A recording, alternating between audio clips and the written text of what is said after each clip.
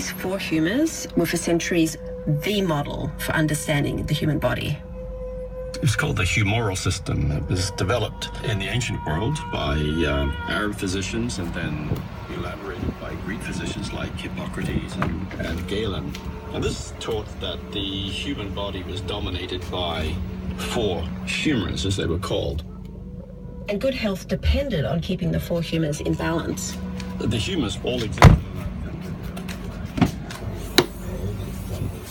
Dry and moist. And so it was a matter of seeing which of these was being disproportionately influential. Physicians would adjust their patients' diets to bring the humours back into balance. And that included